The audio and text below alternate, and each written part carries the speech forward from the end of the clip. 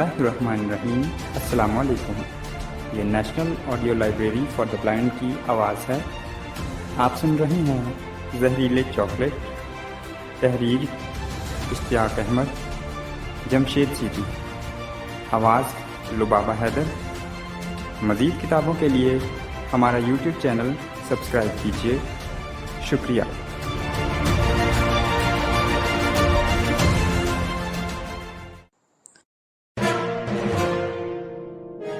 रात की चुटकी। डिसेंट स्वीट्स का मैनेजर उन्हें कमरे में दाखिल होते देखकर चौंक उठा। ये इंस्पेक्टर जमशेद हैं और मैं इनका असिस्टेंट। इकराम ने तारुफ कराया। ओहो, आप? मैं आपके नाम से वाकिफ हूँ। कैसे तशरीफ आवरी हुई आपकी सर? मैनेजर ने इखलाक का मुजाहरा किया। बस ऐसे ही, जरा आपकी फैक्ट्री देखने का मूड है। ओहो जरूर, शौक से, लेकिन पहले चाय वाय तो हो जाए। नहीं नहीं, इसकी जरूरत नहीं। आप साथ चलेंगे हमारे या आपका कोई आदमी? नहीं नहीं, मैं खुद ही चलता हूँ। तो फिर आइए। मैनेजर उन्हें पूरी फैक्ट्री घुमाने लगा। उन्होंने तमाम कमरे देखे, मशीनें देखी। सबसे पहले मैनेजर ने उन्हें अपना गोदाम दिखाया। यहाँ खांड की बोरियां लगी हुई थी। एसेंस और दूसरी चीजों के लिए बेशुमार टीन के डब्बे भी एक दूसरे के ऊपर रखे हुए थे। फिर वो उस कमरे में आया जहां मशीनों के जरिए खांड को एक गाढ़े क़िवाम की शक्ल दी जाती थी। तीसरे कमरे में चॉकलेट खुदकार मशीनों पर धड़ाधड़ तैयार हो रहे थे। चौथे कमरे में उनके ऊपर खूबसूरत कागज चढ़ाए जा रहे थे और पांचवें कमरे में कुछ मुलाजिम उन्हें गत्ते के डब्बों में बंद कर रहे थे। बस जनाब, यही कुछ है। ठीक है, अब चलिए अपने कमरे में। तीनों मैनेजर के कमरे में दाखिल हुए। आपने शहर में फैलने वाली एक अजीबोगरीब बीमारी के मुतालिक तो सुना ही होगा। उन्होंने गौर से मैनेजर को देखते हुए कहा। जी हाँ, मैं तो खुद हैरान हूं कि कैसी बीमारी है। उसके चेहरे पर घबराहट के आसार बिल्कुल नहीं थे। आपके जो मुलाजिम पैकिंग कर रहे थे वो कुछ चॉकलेट चुरा के भी ले जा सकते हैं क्या? इंस्पेक्टर जमशेद ने अजीब सवाल पूछा। जी क्या मतलब? मैं आपका इशारा नहीं समझ सका। जब इनकी ड्यूटी खत्म होती है और वो फैक्ट्री से जाते हैं तो क्या उनकी तलाशी ली जाती है? जी हाँ, गेट पे खड़ा एक चौकीदार उनकी तलाशी लेता है। बात क्या है सर? कुछ नहीं, हमें यूं ही एक शक गुजरा था। अच्छा, अब हम चलेंगे। मैनेजर हैरान नजरों से उन्हें फैक्ट्री से बाहर जाते देखता रहा। आपने तो उससे कुछ मालूम ही नहीं किया सर? अभी नहीं, पहले हमें कुछ काम करना है। जी फरमाइए। 4 बजने वाले हैं। फैक्ट्री के तमाम मुलाजिम चंद मिनट में बाहर आने शुरू हो जाएंगे। तुम्हें सिर्फ एक बात का बगौर जायजा लेना है। जी वो क्या? जितने मुलाजिम भी बाहर निकलते हैं क्या उन सब की तलाशी पूरी तरह से ली जाती है? और अगर नहीं ली जाती तो किसकी? बस तुम्हें यही मालूम करना है। क्या मतलब? मेरा ख्याल है उनमें से कम एक मुलाजिम ऐसा जरूर है जिसकी तलाशी यूं ही दिखावे के तौर पर ली जाती होगी, और वही हमारे काम का आदमी है। जी बेहतर, मैं भी मालूम किए लेता हूँ। तो ठीक है, मैं अब चलूंगा। तुम मुझे शिराजी साहब के फोन पर इत्तला दे सकते हो? जी अच्छा। वो मोटरसाइकिल पर बैठकर अपने घर की तरफ रवाना हो गए। घर में दाखिल हुए तो बरामदे में उनकी बीवी तन्हा बैठी थी। अरे भाई, ये तीनों कहाँ चले गए? महमूद और फारूक अपने कमरे में हैं, फरजाना भी वहीं है। काफी देर से वहीं घुसे हुए, ना जाने क्या कर रहे हैं। अभी अभी फारूक बिल्ली को पकड़ कर लेकर गया है। क्यों? बिल्ली को क्यों लेके गया है? खुदा जाने, कहीं वो तीनों उस बेचारी का ऑपरेशन ना कर दें। मैं देखता हूं जाकर, उन्होंने कहा और दबे पांव उनके कमरे के दरवाजे तक आए।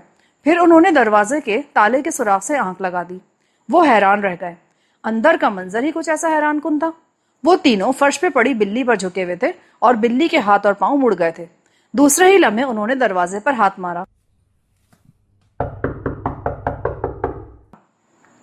दस्तक की आवाज ने उन तीनों को चौंका दिया। क्या बात है अम्मी जान? दरवाजा खोलो। अरे आप? महमूद ने घबराकर दरवाजा खोल दिया। इस बिल्ली को क्या हुआ? जी, इसे भी वही अजीबोगरीब बीमारी हो गई है, फारूक ने मुस्कुराकर कहा। वो तो मैं भी देख रहा हूं, लेकिन ये हुआ कैसे?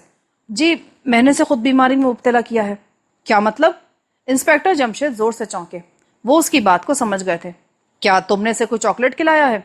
जी, आपको कैसे मालूम हुआ? अगर तुम इसे चॉकलेट खिला सकते हो तो मैं भी तुम्हारी इतनी सी बात समझ सकता हूँ। वैसे तुम्हारा तजुर्बा बहुत शानदार है और मैं इस अक्लमंदी पर जितना भी फख्र करूं कम है। शुक्रिया अब्बा जान, महमूद ने शर्मा कर कहा। लेकिन तुम्हें चॉकलेट का ख्याल कैसे आया? जी, हामिद ने भी चॉकलेट खाए थे। आज हमारे पड़ोस में जो लड़का शिकार हुआ उसने भी चॉकलेट खाए थे, और आपने हमें भी चॉकलेट खाने से मना किया था। ठीक है, बात बिल्कुल सामने की है। अब हमारा एक और प्रोग्राम है अब्बा जान। और वो क्या? हम अपनी बिल्ली को साईं बाबा के पास ले जाएंगे। उसकी इस बात पर फारूक और फरजाना हंस पड़े, लेकिन इंस्पेक्टर जमशेद हैरान रह गए। क्या? जी हाँ, हम देखना चाहते हैं क्या साईं बाबा बिल्ली का इलाज भी कर सकता है या नहीं। वेरी गुड, बहुत शानदार। इंस्पेक्टर जमशेद के मुंह से निकला, तो हम इसे ले जाएं? हाँ जरूर, इसी वक्त ले जाओ, मैं बड़ी बेचैनी से तुम्हारा इंतजार करूंगा। लेकिन अगर साईं बाबा ने कुछ पैसे मांग लिए तो? फरजाना ने सवाल किया। 15 रुपए मेरी जेब में है, महमूद बोला, और 10 रुपए मेरे पास भी हैं। फारूक बोल उठा, तब ठीक है, मुझे ये बताने की जरूरत नहीं कि मेरी जेब में कोई पैसा है या नहीं। तुम तो हो ही परले दर्जे की कंजूस फरजाना। अच्छा भाई, झगड़ो नहीं, जहां तक मेरा ख्याल है साईं बाबा तुमसे कोई पैसा नहीं लेगा। शायद आज उसे भी हैरान होना पड़ेगा, उसने ख्वाब में भी नहीं सोचा कि कोई उसके पास बिल्ली भी ला सकता है। वैसे वो मंजर देखने वाला होगा। अगर मैं 2 मरतबा वहां जाना चुका होता ना तो जरूर तुम्हारे साथ चलता। तो फिर हमें इजाजत दीजिए, हम चलते हैं। तीनों उठ खड़े हुए। जाओ, और जल्दी लौटने की कोशिश करना। बाहर आकर फारूक ने पूछा, ये तुम्हें क्या सूझी? कमाल तो ये कि अब्बा जान ने भी कोई एतराज नहीं किया। फरजाना बोली, मानते हो मुझे? महमूद ने अकड़ कर कहा, हाँ हाँ भाई मानते हैं। बातें करते हुए वो साईं बाबा के खेमे के पास पहुंच गए। बस अब बातें बंद। जी बहुत अच्छा, फारूक ने मुअद्दिबाना लहजे में कहा। फरजाना मुस्कुरा दी। आज साईं बाबा के खेमे के आसपास भीड़ बहुत कम थी। सिर्फ चंद आदमियों के दरमियान घिरे हुए साईं बाबा ने उनकी तरफ कोई तवज्जो नहीं दी। आखिर महमूद खेमे के अंदर घुसकर बोला, साईं बाबा, मेरी बिल्ली। ये एक ऐसा जुमला था कि सब चौंक कर उन्हें देखने लगे। जी हाँ, इसके भी हाथ पांव मुड़ गए हैं। महमूद ने चेहरे पर मासूमियत तारी कर ली। एक लम्हे के लिए उसने साईं बाबा की आंखों में हैरत की झलक देखी। ये झलक दूसरे ही लम्हे गायब हो गई। ले आओ आगे इसको बेटा। महमूद ने बिल्ली साईं बाबा के आगे डाल दी और दोनों हाथों से उसे पकड़े रहा। साईं खोए खोए अंदाज में बिल्ली की टांगों को देखता रहा, फिर बोला, इसका मुंह खोलो। महमूद ने दोनों हाथों से बिल्ली का मुंह खोल दिया। साईं ने डिबिया में से राख की चुटकी ली और बिल्ली के मुंह में डाल दी। उसी वक्त महमूद का हाथ हिल गया और राख की चुटकी कुछ बिल्ली के मुंह में गई और कुछ महमूद के हाथ पे गिरी। साईं बाबा ने पानी के 2-3 चुल्लू बिल्ली के मुंह में टपका दिए और फिर मुंह ही मुंह में कुछ पढ़ने लगा। खेमे में मौजूद लोगों की आंखें हैरत के मारे फटी की फटी रह गईं।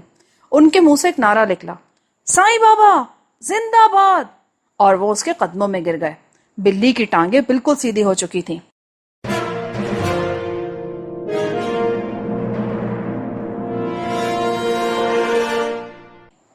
इंस्पेक्टर जमशेद ने शिराजी साहब के घर जाकर फोन का रिसीवर उठाया। दूसरी तरफ इकराम था। हाँ इकराम, क्या रहा? सर, फैक्ट्री के एक मुलाजिम की तलाशी बहुत ही लापरवाही से ली गई, बल्कि ये कहना दुरुस्त होगा कि बस दिखावे के तौर पे ली गई। बहुत खूब, कौन सा मुलाजिम था वो? पैकिंग करने वालों में से कोई था ना? जी हाँ, आपका ख्याल दुरुस्त है। हुलिया बताओ उसका। लंबूतरा चेहरा, गंजा सर और आंखों पे ऐनक, आंखें छोटी छोटी और भूरी, नाक दरमियान में से उभरी हुई। ठीक है, मुझे भी उसी पर शक था। अब क्या हुक्म है? तुम कहाँ से फोन कर रहे हो? जी मैं फैक्ट्री के पास एक डाकखाने से फोन कर रहा हूँ। क्या वो चला गया है? जी नहीं, सड़क के किनारे खड़ा शायद बस का इंतजार कर रहा है। तो ठीक है, तुम उसका ताक़ुब करोगे। जी बेहतर। वो वापस आए तो उन्होंने महमूद, फारूक और फरजाना को बरामदे में बैठे पाया। तुम लोग आ गए? जी हाँ, ये देखिए बिल्ली ठीक हो गई। फरजाना ने फर्श पे बैठी बिल्ली की तरफ इशारा किया। कमाल है, उसने तुम लोगों से कोई पैसा नहीं मांगा? जी नहीं, अलबत्ता बिल्ली की मुड़ी हुई टांगे देखकर वो हैरान जरूर हुआ था। अब्बा जान, मैंने कुछ काम किया है। महमूद बोला, हाँ बेटा, तुमने बहुत शानदार काम किया है। जी आप मेरा मतलब नहीं समझे। क्या मतलब? मैंने एक और काम भी किया है। वो क्या? ये देखिए, ये है वो राख जो साईं बाबा इस किस्म के मरीजों को खिलाता है। मैंने जानबूझकर बिल्ली के मुंह को हिलाया था और इस तरह कुछ राख मेरे हाथ पे गिर पड़ी। अरे तुमने तो कमाल कर दिया। इंस्पेक्टर जमशेद हैरान होकर बोले। तीनों ने हैरान होकर महमूद के बाएं हाथ की हथेली को देखा। दूसरे लम्हे उनकी आंखें हैरत से फैल गईं। महमूद की हथेली में राख नहीं थी, बल्कि राख से मिलती जुलती शक्ल का एक सफूफ था। महमूद और फारूक गायब। उनकी टैक्सी प्रोफेसर दाऊद की कोठी के पास रुकी। कोठी के चारों तरफ पहरा था, लेकिन इंस्पेक्टर जमशेद और उनके बच्चे इस घर में बिला रोक टोक आ जा सकते थे। घंटी बजाने पर दरवाजा उनकी बेटी शाइस्ता ने खोला। शाइस्ता उन्हें देखकर फूल की मानंद खिल गई। अस्सलाम वालेकुम, वो कहकर फरजाना से चिमट गई। प्रोफेसर दाऊद उस वक्त अपनी तजुर्बेगाह में थे। तजुर्बेगाह में भी शाइस्ता और उनके असिस्टेंट सरफराज के अलावा किसी को दाखिल होने की इजाजत नहीं थी, लेकिन उनके लिए यहाँ भी कोई पाबंदी नहीं थी। शाइस्ता इन्हें तजुर्बेगाह में ले आई। अरे हैं, ये मैं क्या देख रहा हूँ? प्रोफेसर दाऊद जो खुर्दबीन पर झुके हुए थे उन्हें देखकर बोले। प्रोफेसर अंकल, मैं आपसे नहीं बोलूंगी, फरजाना ने मुंह फुलाकर कहा। وہ کیوں بیٹی؟ مجھ سے کیا خطا ہو گئی؟ آپ اپنی ننھی منی ایجادات ہمیشہ فاروق کو دے دیتے ہیں، مجھے نہیں دیتے۔ کیوں بیٹی؟ تم وہ گڑیا بھول گئی جس کی مدد سے تم نے پروفیسر جیلانی کو پکڑوایا تھا؟ بس ایک گڑیا، اور ادھر فاروق کو پینسل، تراش، چاکلیٹ اور نہ جانے کیا کیا چیزیں دے ڈالی۔ اچھا بھائی اچھا، اس مرتبہ تمہاری باری ہے۔ اور انکل، میں کہاں جاؤں؟ محمود بول اٹھا۔ بھائی تمہیں بھی فرزانہ کے ساتھ کوئی چیز مل جائے گی تو پھر میں یہاں 1 منٹ نہیں ٹھہروں گا، میں اسی وقت واپس جا رہا ہوں۔ فاروق اٹھ کھڑا ہوا۔ ارے رے رے، صبر کرو بھائی، تمہیں بھی کچھ نہ کچھ ضرور دوں گا۔ دیکھا انکل، جل گیا۔ جلتی ہے میری جوتی، فاروق نے جل کر کہا۔ اچھا، لکڑی کی بنی ہوئی ہوگی۔ فرزانہ بول اٹھی اور پروفیسر داؤد ہنس پڑے۔ اچھا بھائی، اب تم لوگ مجھے کوئی بات بھی کرنے دو گے یا نہیں؟ انسپیکٹر جمشید نے ان کی نہ ختم ہونے والی نوک جھونک سے تنگ آ کر کہا۔ ارے بھائی کرنے دو انہیں باتیں، دیکھتے نہیں کتنا لطف آتا ہے ان کی باتوں میں۔ جی آپ کو ہی آتا ہوگا۔ ہم دراصل یہاں پہ ایک صفوف کا تجزیہ کرانے کے لیے آئے ہیں۔ کیا مطلب؟ یہ رہا وہ صفوف۔ انسپیکٹر جمشید نے جیب میں سے ایک چھوٹی سی پڑیا نکال کر کہا۔ پروفیسر داؤد نے پڑیا کھولی اور اس صفوف کو دیکھنے لگے۔ کیا یہ راکھ ہے؟ انسپیکٹر جمشید نے پوچھا۔ راکھ؟ نہیں، راکھ تو نہیں ہے۔ یہ تمہیں کہاں سے ملا؟ یہ بعد میں بتائیں گے، پہلے آپ دیکھ کر بتائیں یہ ہے کیا؟ اچھا۔ پروفیسر داؤد صفوف لے کر سائنسی آلات کی طرف مڑ گئے اور وہ آپس میں باتیں کرنے لگے۔ چند منٹ بعد ہی پروفیسر داؤد ان کی طرف مڑے۔ یہ راکھ نہیں ہے، البتہ ایک قسم کا زہر ہے۔ زہر؟ ان کے منہ سے نکلا۔ ہاں، لیکن یہ زہر کچھ خاص قسم کے جراثیم کو مارنے کے کام آتا ہے۔ کیا؟ ہاں، مثلاً اگر تمہارے خون میں کچھ نقصان دہ جراثیم شامل ہو جائیں اور یہ صفوف کھلا دیا جائے تو وہ جراثیم ہلاک ہو جائیں گے اور تمہیں کوئی نقصان نہیں پہنچے گا۔ لیکن جراثیم خون میں داخل کیسے ہو سکتے ہیں؟ میرا مطلب ہے کیا خوراک کے ذریعے یا کسی اور طرح سے؟ جراثیم خون میں کئی ذریعوں سے داخل ہو سکتے ہیں، خوراک کے ذریعے بھی جا سکتے ہیں، تو خون میں ہی شامل ہو جائیں گے نا۔ بس ٹھیک ہے، مسئلہ حل ہو گیا۔ کیسا مسئلہ؟ بات کیا ہے؟ پروفیسر داؤد نے پوچھا۔ یہ وہ راکھ ہے جو سائیں بابا اپنے مریضوں کو کھلاتا ہے۔ تمہارا مطلب ہے ان بچوں کو جن کے ہاتھ پاؤں مڑ جاتے ہیں؟ پروفیسر صاحب نے حیران ہو کر پوچھا۔ جی ہاں، تم تو بہت حیران کن بات بتا رہے ہو۔ ان کی آنکھیں پھیل گئی تھیں۔ اس پر انسپیکٹر جمشید نے انہیں سارا واقعہ کہہ سنایا۔ کمال ہے، تم لڑکوں اور لڑکیوں سے بلیوں پر جا پہنچے؟ انہوں نے محمود کی طرف دیکھ کر کہا۔ اب میں چاہتا ہوں کہ آپ ان چاکلیٹوں کا بھی معائنہ کریں۔ انسپیکٹر جمشید نے کہا۔ بھائی میں پہلے بھی کہہ چکا ہوں، جراثیم میری لائن کی چیز نہیں ہے، تاہم میں دیکھے لیتا ہوں۔ محمود کی جیب میں اس وقت 3 چاکلیٹ باقی تھے، وہ اس نے پروفیسر صاحب کو دے دیے اور وہ ایک بار پھر سائنسی آلات کی طرف مڑ گئے۔ جب وہ ان کی طرف واپس مڑے تو ان کے الفاظ نے انہیں حیران کر دیا۔ یہ چاکلیٹ بالکل بے ضرر ہے، ان میں کچھ نہیں ہے۔ لیکن یہ کیسے ہو سکتا ہے؟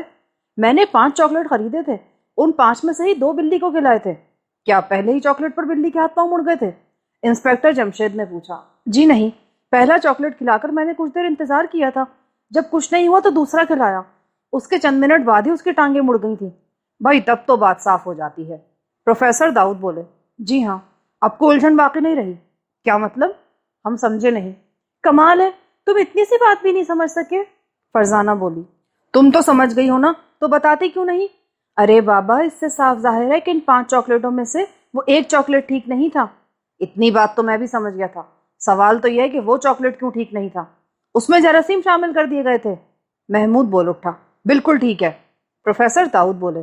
محمود، تم اسی وقت جاؤ اور کسی دکان سے چاکلیٹ کا ایک پورا پیکٹ خرید کر لاؤ۔ پورا پیکٹ؟ ہاں، ہم دیکھیں گے کہ ایک پورے پیکٹ میں کتنے چاکلیٹ جراثیم آلود ہیں۔ انہوں نے جیب سے پیسے نکالتے ہوئے کہا۔ محمود اور فاروق پیسے لے کر گھر سے نکل گئے۔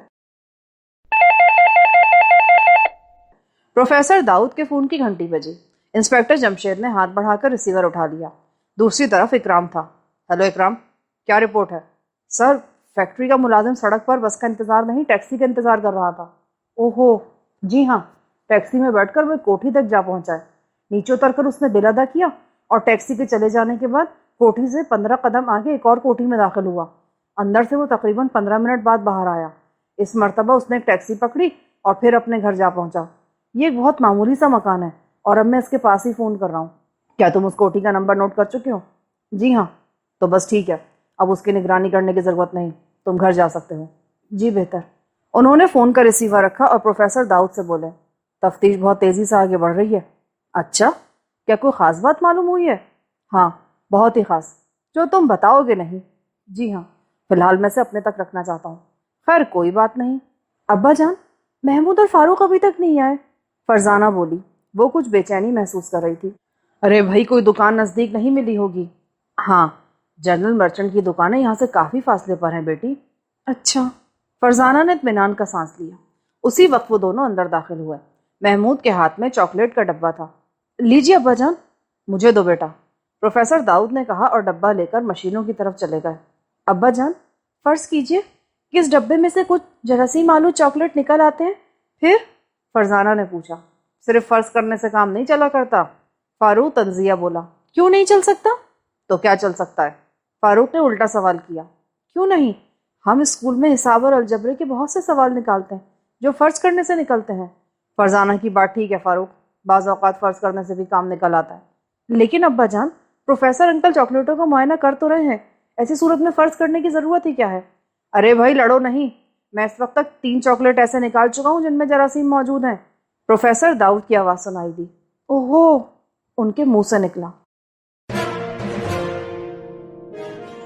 محمود اور فاروق غائب۔ کمرے کے باہر ہلکی سی آواز گونجی اور فرزانہ کی آنکھ کھل گئی۔ تھوڑی دیر تک وہ سوچتی رہی کہ اس کی آنکھ کیوں کھلی ہے، پھر اس نے ادھر ادھر دیکھا اور سو گئی۔ لیکن چند ہی منٹ بعد اس کی آنکھ دوبارہ کھل گئی اور اسے یاد آیا کہ اس نے دھمکی آواز سنی تھی۔ وہ چارپائی سے اٹھی، اپنے کمرے سے نکلی اور محمود اور فاروق کے کمرے میں داخل ہوئی۔ دوسرے ہی لمحے وہ دھک سے رہ گئی، خوف سے اس کی آنکھیں پھیل گئیں۔ وہ دوڑتی ہوئی ابا جان کے کمرے کی طرف آئی اور دروازے پر ہی چلانے لگی۔ ابا جان، ابا جان، وہ کمرے میں نہیں ہیں اپنے۔ انسپیکٹر جمشید گہری نیند سو رہے تھے۔ آخر فرزانہ اندر داخل ہوئی اور ان کو جھنجھوڑ کر جگانے لگی۔ کیا ہوا؟ کیا ہوا بیٹی؟ جی، وہ اپنے کمرے میں نہیں ہے۔ کون؟ محمود اور فاروق؟ جی ہاں۔ اوہو۔ انسپیکٹر جمشید تیزی سے اٹھ کر ان کے کمرے کی طرف دوڑے۔ شور کی وجہ سے بیگم جمشید کی بھی آنکھ کھل گئی، وہ بھی ان کے پیچھے لپکی۔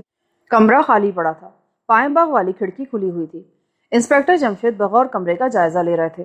کیا ان دونوں کو اغوا کیا گیا ہے؟ بیگم جمشید نے گھبرائی ہوئی آواز میں پوچھا۔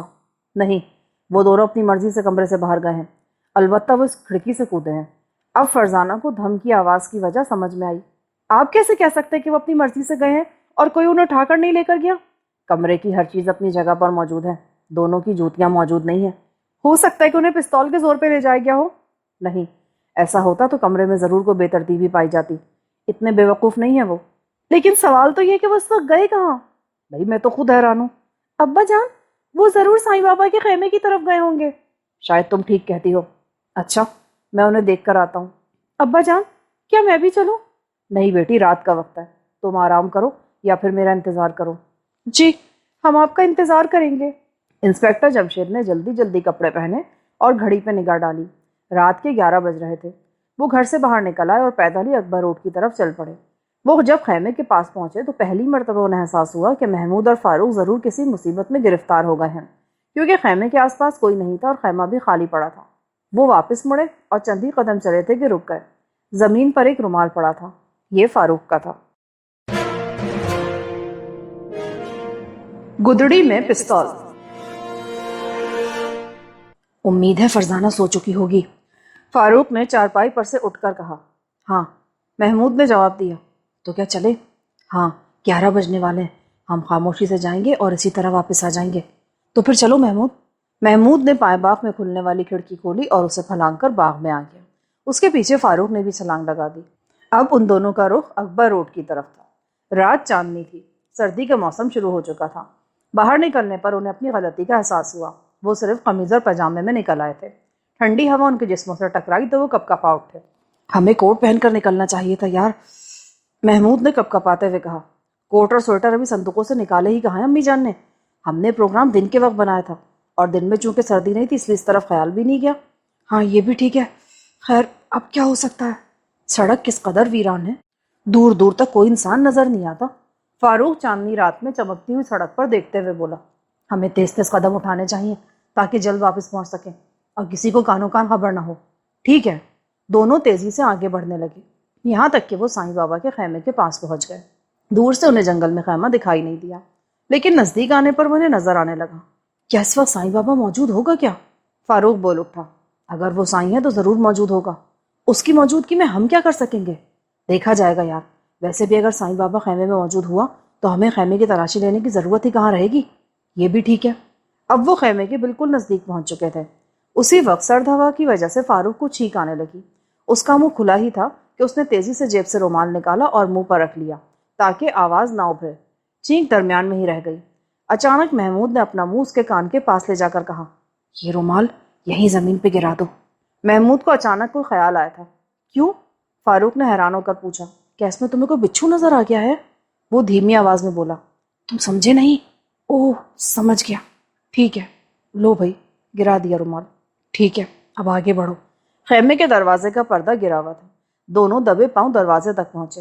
ان کے دل دھک دھک کر رہے تھے۔ محمود نے ہمت کر کے خیمے کا پردہ تھوڑا سا سرکایا، لیکن اندر تاریکی تھی، انہیں کچھ نظر نہیں آیا۔ دونوں نے ایک دوسرے کی طرف دیکھا، آنکھوں ہی آنکھوں میں ایک دوسرے کو اشارہ کیا، اور پھر محمود نے دروازے کا پردہ الٹ دیا۔ اب چاند کی روشنی میں خیمے کے اندر دیکھا جا سکتا تھا۔ دوسرے ہی لمحے ان کی آنکھیں خوف کی وجہ سے پھٹی کی پھٹی رہ گئیں۔ دو سرخ سرخ انگارہ سی آنکھیں انہیں گھور رہی تھیں۔ ان پر کپ کپی طاری ہو گئی۔ اچانک ان دونوں کے سروں پر کوئی چیز زور سے لگی۔ وہ چکرا کر زمین پر گرے اور بے ہوش ہو گئے۔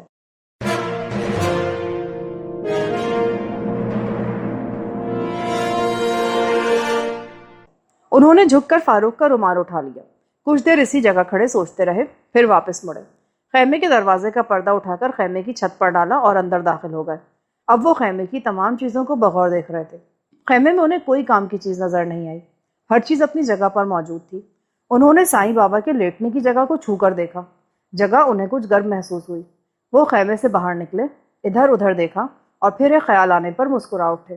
وہ ضرور یہاں آئے تھے، لیکن کام کی کوئی چیز نہ پا کر لوٹ گئے۔ ہو سکتا ہے سائیں بابا ان سے کچھ ہی دیر پہلے یہاں سے گیا ہو، لیکن کہاں؟ کیا اس کے سونے کی جگہ الگ ہے؟ مجھے گھر چل کے دیکھنا چاہیے۔ ضرور دونوں گھر پہنچ گئے ہوں گے۔ ہاں، ہو سکتا ہے وہ دوسرے راستے سے واپس گئے ہوں۔ اس خیال کے آتے ہی وہ واپس پلٹے، گھر کی طرف تیز تیز قدم اٹھانے لگے۔ گھر پہنچے تو بیگم جمشید نے دروازہ کھولا۔ وہ بہت بے چین تھی۔ ان کے پیچھے فرزانہ بھی کچھ کم پریشان نہ تھی۔ انسپیکٹر جمشید سمجھ گئے۔ تو وہ دونوں ابھی تک گھر نہیں پہنچے؟ جی نہیں۔ آپ کو نہیں ملے کیا؟ نہیں، لیکن میرا خیال تھا کہ وہ یہاں پہنچ چکے ہوں گے۔ آپ انہیں دیکھنے کہاں گئے تھے ابا جان؟ تمہارے خیال میں وہ کہاں جا سکتے ہیں؟ کیا تمہیں ان کے کسی پروگرام کا علم تھا؟ جی نہیں، مجھے ان کے کسی پروگرام کا تو نہیں پتا، البتہ اتنا ضرور جانتی ہوں کہ وہ سائیں بابا کے خیمے کی طرف گئے ہوں گے۔ ٹھیک ہے، وہ ادھر ہی گئے تھے۔ کیا وہ آپ کو وہاں ملے؟ بیگم جمشید نے پوچھا۔ نہیں۔ پھر آپ نے کیسے کہہ دیا کہ وہ وہاں گئے تھے؟ مجھے خیمے کے پاس فاروق کا رومال پڑا ملا ہے۔ انہوں نے جیب سے رومال نکال کر ان دونوں کو دکھایا۔ رومال تو فاروق کا ہی ہے، آخر بات کیا ہے؟ آپ بتاتے کیوں نہیں؟ بیگم جمشید بے چین ہو کر بولی۔ وہ دونوں وہاں تک پہنچے ضرور ہیں، اس کے بعد ان کے ساتھ کیا واقعہ پیش آیا یہ معلوم نہیں۔ ہو سکتا ہے وہ وہاں سے کسی کے پیچھے گئے ہوں اور تھوڑی دیر تک واپس آ جائیں۔ لیکن رومال وہاں کیوں پڑا تھا؟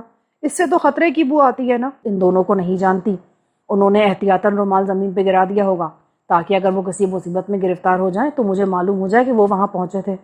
ہاں یہ ٹھیک ہے، فرزانہ بولی، لیکن سمجھ میں نہیں آتا کہ کیا جائے۔ خدا جانے وہ کہاں ہیں، ان پر کیا بیتی ہے۔ آپ اپنے ماتحتوں کو کیوں نہیں بلواتے؟ ان کی مدد سے تلاش کروائیے نا۔ ہاں یہی کرنا ہوگا۔ اچھا میں فون کرتا ہوں، تم دروازہ اندر سے بند رکھنا۔ ان کی وہ رات دوڑ دھوپ میں گزر گئی، مگر محمود اور فاروق کا کہیں پتہ نہیں چلا۔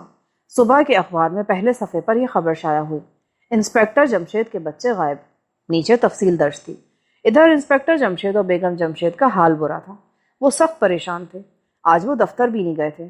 صبح سے انہوں نے کچھ کھایا پیا بھی نہیں تھا۔ اچانک دروازے کی گھنٹی بجی۔ فرزانہ نے دروازہ کھولا اور اکرام کو ساتھ لیے اندر داخل ہوئی۔ اکرام کی آنکھیں بھی رات بھر جاگتے رہنے کی وجہ سے سرخ تھی، مگر اس کے چہرے پر تھکن کے آثار نہیں تھے۔ کہو اکرام، کیا رہا؟ ہر طرف تلاش جاری ہے سر، ابھی تک کچھ پتہ نہیں چلا۔ کیا تم جیپ پر آئے ہو؟ جی ہاں۔ ٹھیک ہے، اب مجھے ہی اٹھنا پڑے گا۔ شہر میں بچوں کے نہ ملنے کا ایک ہی مطلب ہو سکتا ہے۔ کیا مطلب؟ آؤ میرے ساتھ۔ ابا جان، میں بھی آپ کے ساتھ چلوں گی۔ اور گھر میں جو تمہاری امی پریشان رہیں گی، آپ میری فکر مت کیجیے، اسے بھی لے جائیں اور خدا کے لیے میرے بچوں کو ڈھونڈ کر لائیں۔ تینوں باہر نکل کر جیپ میں بیٹھ گئے۔ کس طرف چلنا ہے سر؟ اکبر روڈ، سائیں بابا کے خیمے تک جانا ہے۔ جی چلو بھائی، حیران بعد میں ہو لینا۔ لیکن ان اطراف میں تو ہم رات سے ہی تلاش میں مصروف ہیں سر۔ تم چلو تو صحیح۔ کیا سائیں بابا اپنے خیمے میں موجود ہے؟ صبح تو موجود نہیں تھا۔ ٹھیک ہے، میں یہی دیکھنا چاہتا ہوں کہ وہ آ گیا یا نہیں۔ لیکن ان کے غائب ہونے کا سائیں بابا سے کیا تعلق؟ اکرام نے الجھ کر کہا۔ فاروق کا رومال مجھے خیمے کے پاس سے ملا ہے۔ اوہو، کیا آپ اسے گرفتار کرنا چاہتے ہیں؟ ہاں، خیال تو یہی ہے۔ گرفتار کرنے کا کوئی جواز بھی تو ہو، کوئی وجہ بھی تو ہونی چاہیے۔ وجہ ہی ڈھونڈنے جا رہا ہوں۔ خیمے کے پاس پہنچ کر اکرام نے جیپ سڑک کے کنارے روک لی۔ آس پاس انہیں 2-3 کانسٹیبل بھی نظر آئے۔ انہیں ہوشیار رہنے کا اشارہ کر دو۔ جی بہتر۔ اکرام نے کانسٹیبلوں کو اشاروں میں سمجھا دیا۔ خیمے کے دروازے پر انہیں روز کی طرح بھیڑ نظر آئی۔ وہ تینوں خیمے میں گھس گئے۔ اکرام پولیس کی وردی میں تھا۔ لوگوں نے ان کے لیے راستہ چھوڑ دیا۔ خیمے کے بیچ میں سائیں بابا موجود تھا۔ اس کا سر جھکا ہوا تھا۔ بابا، آپ رات کے وقت کہاں تھے؟ انسپیکٹر جمشید نے اچانک زوردار آواز میں سوال کیا۔ خیمے میں سناٹا چھا گیا۔ انسپیکٹر جمشید نے اسے چونکتے دیکھا۔ یہ کون گستاخ ہے؟ رات تم کہاں تھے؟ انسپیکٹر جمشید کا لہجہ سخت ہو گیا۔ اکرام چونک اٹھا۔ تم چاہتے کیا ہو؟ میں پولیس کا ایک آفیسر یہ جاننا چاہتا ہوں، اور اگر تم نے سوال کا تسلی بخش جواب نہیں دیا تو تمہیں گرفتار کر لیا جائے گا۔ ہمیں گرفتار کرو گے؟ اللہ والوں کو گرفتار کر لو گے؟ تم اندھے ہو؟ تمہارا برا وقت آ گیا ہے۔ میں تمہیں بھسم کر دوں گا۔ تم نے میرے سوال کا جواب نہیں دیا۔ میں اپنے خیمے سے کہیں نہیں جاتا، ہر وقت خیمے میں رہتا ہوں۔ لیکن رات تم خیمے میں نہیں تھے۔ کون کہتا ہے؟ میں کہتا ہوں۔ پولیس کا یہ دوسرا آفیسر کہتا ہے۔ اس کے ساتھ چند کانسٹیبل بھی ہیں، وہ بھی اس بات کے گواہ ہیں کہ تم رات خیمے میں نہیں تھے۔ رات کے وقت ہمیں صرف دل کی آنکھوں سے دیکھا جا سکتا ہے۔ ساری رات ہم عبادت میں مصروف رہتے ہیں، اور جب ہم عبادت میں مصروف ہوں تو کسی کو نظر نہیں آتے۔ بہت خوب، اب ہم اس خیمے کی تلاشی لیں گے۔ انسپیکٹر جمشید مسکرائے۔ ہماری تلاشی لوگے؟ اپنے آپ کو کیوں تباہ کرنے پر تلے ہوئے ہو؟ اکرام نے خیمے سے باہر نکل کر کانسٹیبلز کو اشارہ کیا۔ وہ اس کی طرف لپکے۔ خیمے کی تلاشی لو، تباہ ہو جاؤ گے، برباد ہو جاؤ گے، اندھے ہو جاؤ گے۔ سائیں بابا چلاتا رہا اور کانسٹیبل خیمے کی تلاشی لیتے رہے، لیکن انہیں تلاشی میں کوئی بھی قابل اعتراض چیز نہ ملی۔ فرزانہ بھی کانسٹیبلوں کا ساتھ دے رہی تھی۔ تلاشی لیتے لیتے وہ سائیں بابا کی پشت پر پہنچ گئی۔ اکرام، تم نے وہ کہاوت تو سنی ہے نا؟ کون سی سر؟ گدڑی میں لال؟ یس سر۔ تو تم بھی سائیں بابا کی گدڑی کی تلاشی لو۔ ہرگز نہیں، میری گدڑی کے پاس نہ آنا، اب میں برداشت نہیں کروں گا۔ اکرام نے اس کی بات پر کوئی دھیان نہیں دیا اور گدڑی کی طرف قدم بڑھایا۔ یہ دیکھ کر سائیں بابا واقعی برداشت نہ کر سکا۔ اس نے جھٹ گدڑی اپنے قبضے میں کر لی۔ دوسرے ہی لمحے اس کا ہاتھ گدڑی میں رینگ گیا، اور پھر سبھی حیران رہ گئے۔ گدڑی میں سے کوئی لال نہیں نکلا تھا۔ سائیں بابا کے ہاتھ میں ایک سیاہ رنگ کا خوفناک پستول چمک رہا تھا۔ سائیں بابا کے معتقدین کی آنکھیں حیرت اور خوف سے پھیل گئیں۔ وہ سب تھر تھر کانپنے لگے۔ موت کے منہ میں۔ خبردار، کوئی اپنی جگہ سے حرکت نہ کرے۔ سائیں بابا گرجا۔ بہت خوب، یہ ہوئی نا بات۔ کیوں اکرام، کیا خیال ہے؟ انسپیکٹر جمشید نے خوش ہو کر کہا۔ حیرت انگیز، آپ بھی کمال کرتے ہیں سر۔ اکرام حیران ہو کر بولا۔ خاموش، تمہاری زبان سے ایک لفظ بھی نہ نکلے، تم سب کو زندہ نہیں چھوڑوں گا میں۔ سائیں بابا نے گرج کر کہا۔ لیکن تمہارے ان ماننے والوں کا کیا قصور ہے؟ انہیں کیوں مارتے ہو؟ انہیں نہیں، میں تمہاری بات کر رہا ہوں۔ تو پھر انتظار کس بات کا ہے؟ گولی کیوں نہیں چلاتے؟ انسپیکٹر جمشید نے کہا۔ وہ دراصل اسے باتوں میں لگائے رکھنا چاہتے تھے۔ فرزانہ کھسکتی ہوئی اس کے عین پیچھے پہنچ چکی تھی، جبکہ سائیں بابا اس کی موجودگی سے بے خبر تھا۔ کیا تم موت سے نہیں ڈرتے؟ نہیں، کیونکہ ایک دن تو مرنا ہی ہے۔ اچھا، تو یہ لو۔ اس نے پستول والا ہاتھ سیدھا کیا۔ عین اسی وقت پر فرزانہ کا ہاتھ چل گیا۔ اس کے ہاتھ میں ایک لکڑی تھی جو اس نے پستول والے ہاتھ پہ دے ماری۔ پستول سائیں بابا کے ہاتھ سے نکلا اور دور جا گرا۔ اکرام نے پستول پر چھلانگ لگائی، ساتھ ہی سائیں نے خیمے سے باہر چھلانگ لگائی، اور یہ جا وہ جا۔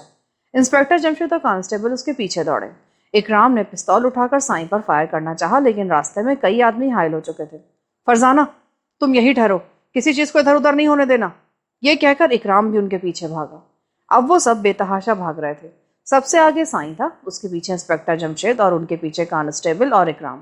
انسپیکٹر جمشید پوری کوشش کے باوجود بھی درمیانی فاصلے کو گھٹانے میں کامیاب نہ ہو سکے۔ سائیں بابا کی رفتار حیرت انگیز حد تک تیز تھی۔ انسپیکٹر جمشید نے پستول نکالنے کے لیے جیب میں ہاتھ ڈالا، اور اب انہیں یاد آیا کہ گھر سے چلتے وقت انہوں نے پستول تو لیا ہی نہیں تھا۔ دراصل انہوں نے ضرورت ہی محسوس نہیں کی تھی، اور اب سائیں بابا لمحہ بلمحہ ان سے دور ہوتا جا رہا تھا۔ کچھ اس لیے بھی کہ وہ ننگے پاؤں تھا اور ان کے پیروں میں وزنی جوتے تھے۔ جنگل بہت گھنا تھا، اور گھنے جنگل میں پوری رفتار سے دوڑنا آسان نہیں تھا۔ پھر بھی وہ سب سر توڑ کوشش کر رہے تھے اور بے تحاشا بھاگ رہے تھے۔ ایک جگہ سائیں بابا ان کی نظروں سے اوجھل ہو گیا، کیونکہ وہاں جھاڑیاں بہت گھنی تھی، اور وہ شاید انہی میں کہیں دبک گیا تھا۔ اب اسے پکڑنا بہت بہت مشکل ہے۔ انسپیکٹر جمشید نے ہانپتے ہوئے کہا۔ اکرام ان کے پاس پہنچ چکا تھا۔ چاروں طرف پھیل جاؤ، اکرام نے کانسٹیبلوں سے کہا۔ وہ آدھے گھنٹے تک مارے مارے پھرتے رہے، پھر انہیں بہت دور ایک موٹر سائیکل اسٹارٹ ہونے کی آواز سنائی دی۔ وہ اس طرف دوڑے۔ انہوں نے دیکھا کہ سائیں بابا ایک موٹر سائیکل پر اڑا جا رہا تھا۔ اکرام نے اس پر فائر کیا، مگر وہ پستول کی پہنچ سے بہت دور جا چکا تھا۔ کوئی فائدہ نہیں اکرام، جیپ پر تعاقب کیوں نہ کرے سر؟ جتنی دیر میں ہم جیپ تک پہنچیں گے وہ کہیں کا کہیں جا چکا ہوگا۔ آؤ خیمے میں چلیں۔ وہ ہانپتے ہوئے واپس خیمے کی طرف چل پڑے۔ کیا ہوا ابا جان؟ کیا وہ نکل گیا؟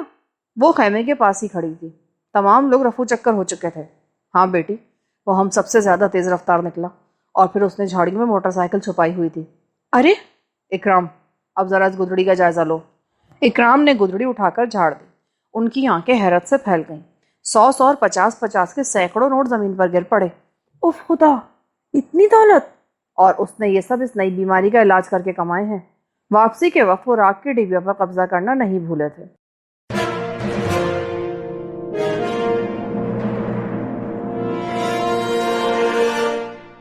محمود اور فاروق کی آنکھ کھلی تو انہوں نے اپنے آپ کو 2 کرسیوں میں بندھا پایا۔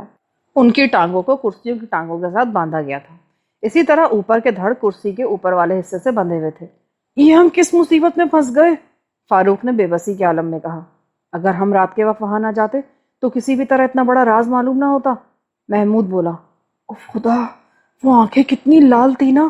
فاروق کی آنکھوں میں خوف کے سائے لہرا رہے تھے۔ آنکھوں سے زیادہ وہ کس قدر حیرتناک تھا جو ہم نے دیکھا۔ پر ہم پر حملہ کس نے کیا تھا محمود؟ وہ تو خیمے میں موجود تھا۔ اس کا کوئی آدمی جنگل میں چھپا ہوگا۔ اب کیا ہوگا؟ ابا جان کو تمہارا رومال ضرور ملے گا، پھر انہیں یہاں تک پہنچنے میں دیر نہیں لگے گی۔ اللہ کرے ایسا ہی ہو۔ کیا ہم سارا دن اسی طرح بندھے رہیں گے؟ اللہ بہتر کرے گا، اس پہ بھروسہ رکھو۔ اسی وقت کوئی موٹر سائیکل گھر میں داخل ہونے اور انجن بند ہونے کی آواز سنائی دی۔ پھر کوئی ساتھ والے کمرے میں داخل ہوا۔ کیا ہوا؟ خیر تو ہے؟ کسی نے پوچھا۔ تم سے کس گدھے نے کہا تھا کہ ان دونوں پر حملہ کر دو؟ جی رات کے 11 بجے وہ… بھگو مت، سب چوپٹ ہو گیا۔ جانتے ہو یہ دونوں کون ہیں؟ جی نہیں۔ یہ انسپیکٹر جمشید کے لڑکے ہیں، اور اب ہمارے راز سے واقف ہو گئے ہیں۔ اب ان کا زندہ رہنا ہمارے لیے نقصان دہ ہے۔ اگر انسپیکٹر جمشید نے انہیں یہاں سے برآمد کر لیا تو ہم نقصان سے کسی صورت نہیں بچ سکیں گے۔ تو پھر کیا کیا جائے؟ ان کو ختم کر دو، لیکن یہاں نہیں، یہاں سے دور، دریا کے کنارے۔ ختم کر کے انہیں دریا میں پھینک دینا، گلا گھونٹ کر مار دو، تاکہ یہ خیال کیا جائے کہ دونوں لڑکے پانی میں ڈوب کر مرے ہیں۔ جی بہت اچھا۔ کیا یہ کام اسی وقت کیا جائے؟ نہیں، اس وقت تو ہر طرف ان کی تلاش میں پولیس کے سپاہی دوڑے پھر رہے ہیں۔ شام 4 بجے کے بعد تم انہیں لے کر یہاں سے نکل جانا۔ جی بہت اچھا۔ اور سنو، تم انہیں یہاں سے لے کے کیسے جاؤ گے؟ جی کار میں۔ بہت عقل مند ہو تم انہیں کار میں لے جاؤ تاکہ باہر نکلتی پولیس کار کو گھیر لے اور ہم سب پکڑے جائیں۔ تو پھر جیسا آپ حکم فرمائیں۔ تم ان دونوں کو اندر ہی اندر گیراج میں لے جاؤ گے۔ اس وقت گیراج کا بیرونی دروازہ بند رکھنا، انہیں اندرونی دروازے میں سے گیراج میں لے جانا اور ڈکی میں بند کر کے دریا تک لے جانا۔ اوہو، بہت خوب۔ واقعی ترکیبیں سوچنے میں تو آپ کا کوئی جواب ہی نہیں۔ میرے دماغ میں تمہاری طرح بھوسا نہیں بھرا ہوا۔ اب تم دونوں جا سکتے ہو، ٹھیک 3:45 بجے یہاں پہنچ جانا۔ جی بہتر۔ دونوں نے سہم کر ایک دوسرے کی طرف دیکھا اور اوپر کی طرف دیکھنے لگے، جیسے کہہ رہے ہوں اللہ مالک ہے، اب ہمارے پاس اس کے سوا کوئی چارہ نہیں کہ چھاپا مارا جائے۔ انسپیکٹر جمشید DIG صاحب سے کہہ رہے تھے۔ وہ انہیں اس وقت تک پیش آنے والے تمام واقعات سنا چکے تھے۔ ٹھیک ہے بھائی، مجھے کوئی اعتراض نہیں، لیکن سوچ لو کہ اگر اس کوٹھی سے کچھ برآمد نہ ہوا تو بڑی بدنامی ہوگی۔ محمود اور فاروق کی زندگی کا سوال ہے۔ ہاں یہ بھی ٹھیک ہے۔ محمود اور فاروق مجھے تم سے کچھ کم عزیز نہیں ہیں، میں انہیں اپنی اولاد کی طرح سمجھتا ہوں۔ ویسے بھی وہ قوم کے ہونہار فرزند ہیں۔ اس ملک اور قوم کو ایسے ہی ہونہاروں کی ضرورت ہے۔ تم جو جی میں آئے کرو، جو ہوگا دیکھا جائے گا۔ بہت بہت شکریہ سر۔ انسپیکٹر جمشید اٹھ کھڑے ہوئے۔ کیا کوٹھی کی نگرانی اس وقت بھی ہو رہی ہے؟ جی ہاں، وہ تو کل سے ہی ہو رہی ہے۔ تو کیا محمود اور فاروق کو وہاں لاتے ہوئے نہیں دیکھا گیا؟ یہ رات 11 بجے کے بعد کا واقعہ ہے سر۔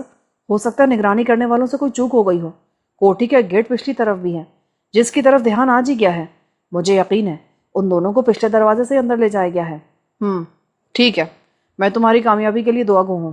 وہ اپنے کمرے میں آئے تو اکرام نے انہیں بتایا کہ بیگم جمشید کئی بار فون پر محمود اور فاروق کے متعلق پوچھ چکی ہیں۔ اور کوئی خبر؟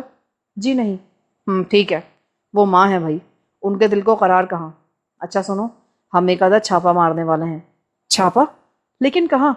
کل ڈیسنٹ سویٹس فیکٹری کا ملازم جس کوٹھی میں داخل ہوا تھا اس پر۔ اوہو، اکرام کے منہ سے نکلا، چھاپا بہت ہی منظم ہو کر مارنا ہے، پوری کوٹھی کو چاروں طرف سے گھیر لیا جائے اور کسی کو گھر سے نکل کر جانے نہ دیا جائے، جو بھی باہر نکلے اسی کو گرفتار کر لیا جائے۔ جی بہتر، لیکن چھاپا مارنے سے پہلے ہمیں ایک کام اور کرنا ہوگا۔ جی وہ کیا؟ چھاپا اس وقت تک نہیں مارا جائے گا جب تک کہ فیکٹری کا ملازم اندر داخل نہ ہو جائے۔ جی بہتر، اب تم جا کر چھاپے کی تیاری کرو، میں ذرا گھر کا چکر لگا لوں، فرزانہ اور اس کی امی سخت پریشان ہوں گے۔ جی ٹھیک ہے۔ انسپیکٹر جمشید اٹھ کھڑے ہوئے۔ شام کے ٹھیک 4 بجے فیکٹری کا ملازم اسی کوٹھی میں داخل ہوا۔ اس سے پہلے کوٹھی کو سادہ لباس والوں نے چاروں طرف سے گھیر لیا تھا۔ ڈیسنٹ سویٹس فیکٹری کے ملازم کو اندر داخل ہوتے دیکھ کر اکرام نے اپنے آدمیوں کو مستعد ہو جانے کا اشارہ کیا، پھر گردن گھما کر کوٹھی سے ذرا فاصلے پر ایک ٹی سٹال کی طرف اشارہ کیا۔ انسپیکٹر جمشید اور فرزانہ ٹی سٹال میں بیٹھے تھے، ان کے ساتھ 2 اخباری رپورٹر بھی تھے، یہ دونوں انسپیکٹر جمشید کے دوست بھی تھے۔ کیا تم دونوں بالکل تیار ہو؟ انسپیکٹر جمشید نے ان سے پوچھا۔ جی ہاں، دونوں بیک وقت بولے۔ جیسے یہ شخص جو ابھی اندر گیا ہے باہر نکلے، کوٹھی کے دروازے پر اس کی تصویر اتار لینا۔ ٹھیک ہے، ایسا ہی ہوگا، ان میں سے ایک نے کہا۔ تو پھر آؤ، کوٹھی کے دروازے پر چلے۔ انسپیکٹر جمشید اٹھ کھڑے ہوئے۔ تم نے بتایا نہیں کہ آخر چکر کیا ہے؟ کیا خیال ہے تمہارا کہ اس کوٹھی میں سے محمود اور فاروق برآمد ہو جائیں گے؟ ہاں کمال صاحب، بس دیکھتے جاؤ۔ دیکھ تو ہم رہی ہیں یار، چاروں طرف سادہ لباس والے پھیلے ہوئے ہیں۔ کیوں ظفر؟ کمال نے اپنے ساتھی سے کہا۔ بالکل۔ چاروں ٹی سٹال سے نکل آئے اور کوٹھی کے دروازے کی طرف بڑھے۔ اچانک انہوں نے فیکٹری کے ملازم کو باہر نکلتے دیکھا اور جلدی جلدی اس کی تصویریں لے لیں۔ اسی وقت اکرام اس کی طرف بڑھا۔ ڈیسنٹ سویٹس فیکٹری کے ایک ملازم کا یہاں کیا کام؟ اس کے منہ سے نکلا۔ وہ چونک اٹھا اور گھبرا کر دائیں بائیں دیکھنے لگا۔ اسی وقت انسپیکٹر جمشید بھی دوسروں کے ساتھ وہاں پہنچ گئے۔ کیا بات ہے اکرام؟ سر، یہ کوٹھی مشتبہ لوگوں کے استعمال میں ہے، ہم اس کی نگرانی کر رہے ہیں۔ اسے تو آپ پہچانتے ہی ہوں گے، ڈیسنٹ سویٹس فیکٹری میں کام کرتا ہے۔ مجھے حیرت ہے کہ یہ یہاں کس لیے آیا تھا۔ ٹھیک ہے، تم اس کی تلاشی لو۔ میری جیبوں میں کچھ بھی نہیں ہے۔ وہ گڑبڑا گیا، ہم بھی یہی دیکھنا چاہتے ہیں۔ اکرام اس کی طرف بڑھا ہی تھا کہ وہ بھڑک کر بھاگا، لیکن فوراً ہی 2 سادہ لباس والوں نے اسے دونوں طرف سے تھام لیا۔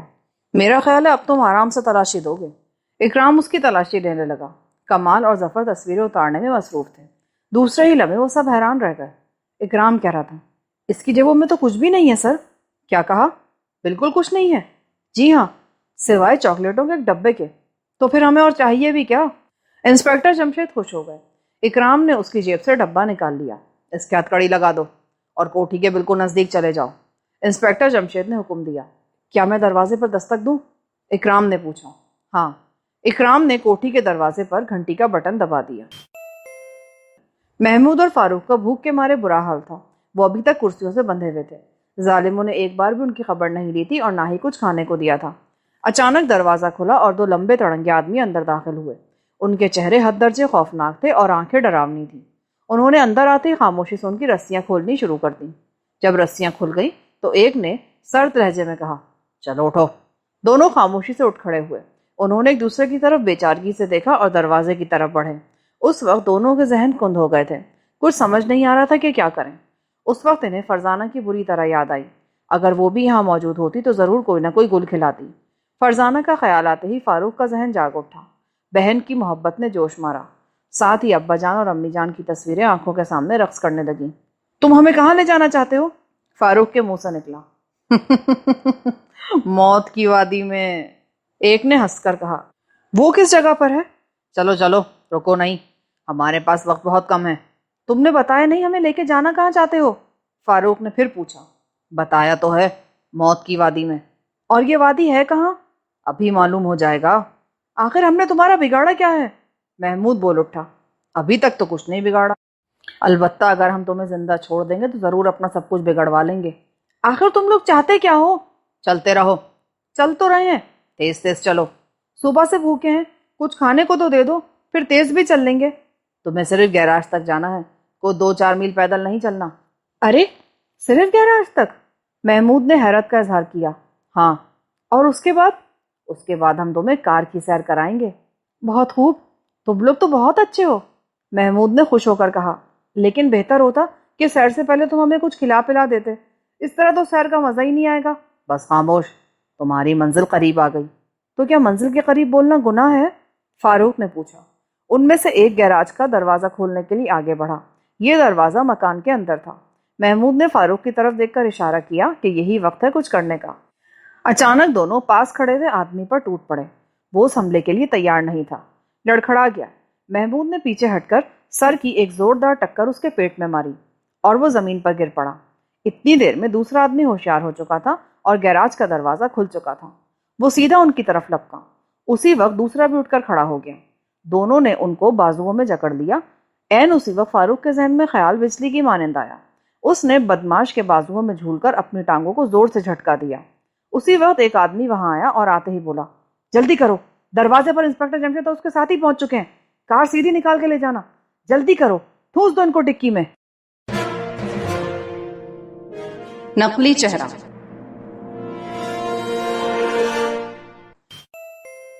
اکرام نے ایک بار پھر گھنٹی بجائی۔ چند لمحوں بعد ایک میلے کچیلے کپڑوں میں ملبوس ملازم دروازے پر نمودار ہوا۔ صاحب آ رہے ہیں، یہ کہہ کر وہ دروازے میں سے باہر نکل آیا اور گیراج کی طرف بڑھا۔ انسپکٹر جمشید اسے بغور دیکھ رہے تھے۔ اس نے نیچے جھک کر ٹین کا دروازہ اوپر اٹھایا۔ دروازہ زوردار آواز کے ساتھ کھلا، ساتھ ہی ایک کار گیراج سے باہر نکلی۔ اکرام نے سیٹی منہ سے لگا کر بجا دی۔ آنن فانن میں کار کے سامنے 5-6 کانسٹیبل دیوار بن کے کھڑے ہو گئے۔ اکرام کار کی طرف بڑھا۔ اس میں 2 آدمی بیٹھے تھے۔ آپ حضرات کہاں تشریف لے جا رہے ہیں؟ اس نے نرمی سے پوچھا۔ جی، کار میں پیٹرول ڈلوانا ہے۔ اوہ اچھا، کیا آپ ہی اس کوٹھی کے مالک ہیں؟ جی نہیں، صاحب اندر ہیں۔ بہت خوب، تو آپ دونوں کار سے باہر تشریف لے آئیں۔ یہ کہہ کر اکرام نے پستول نکال لیا۔ مجبوراً وہ کار سے باہر نکل آئے۔ ہتھکڑیاں، اکرام نے کہا، اور ان دونوں کے ہتھکڑیاں بھی لگا دی گئیں۔ یہ سب کیا ہے؟ وہی سب کچھ جو تم جانتے ہی ہو۔ اسی وقت دروازہ کھلا اور ڈاکٹر ادریس دروازے پر آیا۔ انہیں دیکھ کر وہ چونکا۔ اوہ، میرا خیال ہے میں نے آپ کو کہیں دیکھا ہے، اس نے انسپکٹر جمشید سے کہا۔ جی ہاں، ابھی 2-3 دن پہلے ہم ایک لڑکے کو لے کر آپ کے پاس آئے تھے، اس کے ہاتھ پاؤں مڑ گئے تھے، پروفیسر داؤد ہمارے ساتھ تھے۔ اوہ، یاد آیا، آپ انسپکٹر جمشید ہیں۔ ارے بھائی، تم دونوں ابھی تک گئے نہیں، جلدی کرو، پیٹرول ڈلوا کے لاؤ۔ ہیں، یہ تمہارے ہاتھوں میں ہتھکڑیاں کیسی لگی ہیں؟ یہ کیا ماجرا انسپکٹر صاحب، یہ ہتھکڑیاں آپ نے لگائی ہیں؟ جی ہاں، لیکن یہ دونوں تو میرے ملازم ہیں، انہوں نے کیا کیا؟ بہت خوب ڈاکٹر صاحب، دراصل ہم آپ کی کوٹھی کی تلاشی لینے آئے ہیں۔ کیا کہا؟ میری کوٹھی کی تلاشی؟ جی ہاں، لیکن کیوں؟ کیا آپ کے پاس وارنٹ ہے؟ جی ہاں، یہ رہے۔ آپ تلاشی کیوں لینا چاہتے ہیں؟ ابھی معلوم ہو جائے گا۔ اکرام، تم ڈاکٹر ادریس کے بھی ہتھکڑیاں ڈال دو۔ جی؟ اکرام حیران رہ گیا۔ ہاں ہاں لگا دو، لیکن کس جرم میں؟ ڈاکٹر ادریس نے تیز لہجے میں کہا۔ جرم بھی بتا دوں گا۔ اکرام نے اس کے بھی ہتھکڑیاں لگا دی۔ اس کے بعد وہ سب کوٹھی میں داخل ہوئے۔ پوری کوٹھی کی تلاشی لو، اکرام نے اپنے ماتحتوں سے کہا، اور خود بھی انسپکٹر جمشید کے ساتھ تلاشی لینے کے لیے آگے بڑھا۔ محمود اور فاروق کہاں ہیں؟ انسپکٹر جمشید نے ڈاکٹر ادریس سے پوچھا۔ کون محمود اور فاروق؟ وہی دونوں لڑکے جنہیں رات 11 بجے اٹھا کر یہاں لائے گیا۔ تو کیا اسی جرم کی پاداش میں ہتھکڑیاں لگائی گئی ہیں مجھے؟ ہاں، تب پھر میں بہت جلد تم پر حتک عزت کا دعویٰ دائر کروں گا، کیونکہ یہاں کوئی لڑکا نہیں ہے، لیکن میں دونوں بچوں کو یہاں سے ہی برآمد کروں گا۔ ضرور، کوشش کر کے دیکھ لو انسپکٹر۔ پوری کوٹھی چھان ماری گئی، لیکن محمود اور فاروق کہیں نہیں ملے۔ کانسٹیبلوں نے آ کر انکار میں سر ہلائے۔ انسپکٹر جمشید ٹہلتے ہوئے گیراج کے اندرونی دروازے کی طرف بڑھے۔ ڈاکٹر ادریس بھی کانسٹیبلوں کے ساتھ ان کے پیچھے تھا۔ اخباری رپورٹر بھی ساتھ تھے۔ اچانک فرزانہ جھکی اور فرش سے کوئی چیز اٹھا لی۔ فاروق کا جوتا؟ کیا؟ اکرام کی آنکھیں حیرت سے پھیل گئیں۔ ہاں، مجھے 1001% یقین ہے کہ یہ جوتا فاروق کا ہے۔ کیوں ڈاکٹر، اس جوتے کا یہاں کیا کام؟ مجھے نہیں معلوم یہ یہاں کیسے آیا۔ بہت خوب اکرام، اب میں یقین سے کہہ سکتا ہوں کہ دونوں بچے کار کی ڈکی میں ہیں۔ کیا؟ کئی ایک کے منہ سے حیرت سے نکلا۔ کمال اور ظفر کی آنکھیں حیرت سے کھل گئیں۔ ہاں ہاں جلدی کرو، کہیں ان کے دم نہ گھٹ جائیں۔ سب گھبراہٹ کے عالم میں باہر آئے۔ کار میں سے چابیاں لے کر ڈکی کو کھولا تو اندر محمود اور فاروق نیم بے ہوشی کی حالت میں تھے۔ گھٹن کی وجہ سے ان کی یہ حالت ہو گئی تھی۔ اور اب جب تم پر یہ جرم ثابت ہو گیا ہے، میں تم پر شہر میں ایک مصنوعی بیماری پھیلانے کا جرم بھی عائد کرتا ہوں۔ مصنوعی بیماری؟ کئی آوازیں ابھری۔ محمود اور فاروق ہوش میں آتے جا رہے تھے۔ ہاں، یہ جراثیم کا ماہر ہے۔ کسی تجربے کے دوران اس بیماری کے جراثیم دریافت ہو گئے۔ اس نے ان کی پرورش کے سلسلے میں تجربات کی اور کامیاب ہو گیا۔ جب جراثیموں کی تعداد بڑھنی شروع ہو گئی تو ان جراثیموں کو کئی جانوروں پر آزمایا۔ نتیجے کے طور پر ان کے ہاتھ پیر مڑ گئے۔ پھر ان جراثیموں پر مختلف قسم کی دوائیں آزمائیں۔ ایک دوا سے جراثیم ہلاک ہو گئے۔ وہ دوا ان جانوروں کو کھلائی گئی تو وہ فوراً ٹھیک ہو گئے۔ اس نے دوا کو سفوف کی شکل میں تیار کر لیا۔ یہ سفوف بالکل راکھ کی شکل میں تیار ہوا۔ یہاں سے اس کے مجرمانہ ذہن میں دولت سمیٹنے کی ایک عجیب و غریب ترکیب آئی۔ اس نے ڈیسنٹ سویٹس فیکٹری کے 2 ملازموں کو بھاری لالچ دے کر اپنے ساتھ ملایا۔ ان میں سے ایک کو ہم ابھی پکڑ چکے ہیں، دوسرا گیٹ کیپر ہے جو ملازموں کی باہر نکلتے ہوئے تلاشی لیتا ہے، اسے بھی گرفتار کرنا ہے۔ ان دونوں کے ذریعے یہ ہر روز چاکلیٹ کا ایک ڈبہ منگوانے لگا۔ جب ڈبہ اسے مل جاتا تو یہ ان چاکلیٹوں میں جراثیم داخل کر دیتا۔ اگلے دن ملازم ان چاکلیٹوں کو مختلف ڈبوں میں تقسیم کر دیتا اور اس طرح چاکلیٹ شہر کے مختلف حصوں میں پہنچنے لگے۔ چاکلیٹ مہنگی چیز ہے، اسے امیر بچے ہی کھا سکتے ہیں، اس لیے جتنے بچے بھی بیمار ہوئے سب دولت مند والدین کے تھے۔ اب اس نے ایک سائیں بابا تیار کیا جو ان بچوں کو اس کی تیار کردہ دوا راکھ کی چٹکی کی صورت میں کھلا سکے۔ لیکن لوگوں کو کیسے پتا چلا کہ فلاں سائیں بابا اس عجیب و غریب بیماری کا علاج کرتا ہے؟ فرزانہ نے پوچھا۔ وہ سب ڈرائنگ روم میں بیٹھے انسپیکٹر جمشید کی تقریر محویت سے سن رہے تھے۔ یہ بہت آسان کام تھا فرزانہ۔ جس دن پہلا بچہ بیمار ہوا اس کے متعلق اخبار میں خبر شائع ہوئی اور یہ بات بھی کہ ڈاکٹر اس کا علاج کرنے میں ناکام رہے ہیں۔ بس پھر کیا تھا، اس کا ایک آدمی وہاں پہنچ گیا اور اس نے بچے کے والدین کو بتایا کہ اکبر روڈ پر جنگل میں ایک سائیں بابا بیٹھتا ہے، اس نے اس بیماری کا علاج اس کی آنکھوں کے سامنے کیا ہے۔ پریشان والدین بچے کو لے کر وہاں گئے، بچہ ٹھیک ہو گیا اور یہ خبر پورے شہر میں گشت کرنے لگی کہ بڑے بڑے ڈاکٹر جس بیماری کا علاج نہ کر سکے، ایک اللہ والے نے اسے دیکھتے ہی دیکھتے بھلا چنگا کر دیا۔ ڈاکٹر ادریس کی تجربے گاہ سے وہ جراثیم ثبوت کے طور پر حاصل کیے جا سکتے ہیں اور علاج کے لیے جو دوا استعمال کی جاتی تھی وہ پہلے سے ہی ہمارے قبضے میں ہے۔ لیکن وہ سائیں بابا کہاں غائب ہو گیا؟ وہ ان دونوں بدماشوں میں سے کوئی ہوگا، انسپیکٹر جمشید بولے۔ ان کے خلاف ثبوت بڑے بڑے موجود ہیں، اب مزید کسی ثبوت کی ضرورت نہیں ہے، اخباری رپورٹر کمال نے کہا۔ لیکن پہلے جراثیم والی شیشی تو حاصل کر لینی چاہیے، اس کے لیے ہم کسی جراثیم کے ڈاکٹر کی خدمات حاصل کریں گے، وہ شیشی ہمیں نہیں ملے گی۔ انسپیکٹر جمشید بولے۔ یہ بھی ٹھیک ہے، ظفر بولا۔ تو کیا اب انہیں لے چلیں؟ اکرام نے پوچھا۔ تم میں سے کس نے سائیں بابا کا روپ دھارا تھا؟ انسپیکٹر جمشید نے اکرام کے سوال کو نظر انداز کر کے پوچھا۔ ہم دونوں میں سے تو کسی نے بھی نہیں دھارا، ایک بولا۔ تو پھر سائیں بابا کون ہے؟ کیا وہ کوئی اور تھا؟ اس کا مطلب ہے کہ ہمیں اسے بھی تلاش کرنا پڑے گا، اکرام نے کہا۔ جی نہیں، اسے تلاش کرنے کی ضرورت نہیں، فاروق بول اٹھا۔ کیا مطلب؟ اکرام نے پوچھا۔ کیا آپ بتا سکتے ہیں کہ ہمیں اغوا کیوں کیا گیا تھا؟ ہم خود حیران ہیں کہ اس کی کیا ضرورت تھی، انسپیکٹر جمشید بولے۔ اس کی ضرورت تھی کیونکہ جب ہم خیمے کے دروازے پر پہنچے اور پردے کو سرکا کر اندر جھانکا تو جانتے ہیں ہم نے کیا دیکھا تھا؟ کیا؟ سائیں بابا اپنا چہرہ اتار رہے تھے، محمود بولا۔ چہرہ اتار رہے تھے؟ جی ہاں، ایک مصنوعی چہرہ جو وہ اپنے چہرے پر سجائے رکھتے تھے، محمود نے بتایا۔ آپ نے مہدی حسن کا وہ گانا تو ضرور سنا ہوگا، ایک چہرے پر کئی چہرے سجا لیتے ہیں لوگ، فاروق بول اٹھا۔ سب لوگ ہنس پڑے۔ بس تو بالکل وہی معاملہ اس وقت ہماری آنکھوں کے سامنے تھا۔ چہرے کا خول سے تیار کیا ہوا تھا جس پر لمبی سی داڑھی بھی تھی اور جھریاں بھی پڑی تھیں۔ کمال ہے بھائی، اہم بات تو تم نے بتائی ہی نہیں محمود، نقلی چہرہ کون اپنے اصلی چہرے پر سجاتا تھا؟ فاروق نے مسکرا کر کہا۔ یہ، محمود نے ڈاکٹر ادریس کی طرف انگلی اٹھا کر اشارہ کیا۔ کیا؟ سب چونک اٹھے۔ ہاں، جو ہی ہم نے اسے دیکھا یہ گھبرا گیا، ساتھ ہی اس کے آدمیوں نے ہمارے سروں پہ کوئی چیز دے ماری، محمود نے اپنے سر پر ہاتھ پھیرتے ہوئے کہا۔ وہاں ایک چھوٹا سا سڑ نمودار ہو چکا تھا، فاروق کا بھی یہی حال تھا۔ تب تو وہ نقلی چہرہ بھی یہیں کہیں ہوگا، اکرام بولا۔ دیکھو ڈاکٹر ادریس کی میز کی دراز میں دیکھو، انسپیکٹر جمشید بولے۔ جلدی اکرام سائیں بابا کا چہرہ لیے اندر داخل ہوا، اسے ڈاکٹر ادریس کے چہرے پر لگا کر دیکھا گیا تو بالکل فٹ آیا۔ لیجئے بھائی، سائیں بابا تیار ہے۔ فاروق کے اس جملے پر سب قہقہہ مار کر ہنس پڑے۔ کمال اور ظفر جھٹ پٹ تصویریں اتار رہے تھے۔ دوسرے دن کے اخبارات نے شہر میں ہلچل سی مچا دی۔ تمام اخبارات نے پہلے صفحے پر محمود، فاروق، فرزانہ اور انسپیکٹر جمشید کی تصویریں شائع کی۔ اس کے ساتھ ہی ڈاکٹر ادریس اور سائیں بابا کی تصویریں بھی تھیں۔ ایک طرف نقلی چہرے کی تصویریں بھی لگائی گئی تھیں جسے لوگ جوش و خروش کے عالم میں دیکھ رہے تھے۔ یہاں پر اس ناول کا اختتام ہوتا ہے۔ اللہ حافظ۔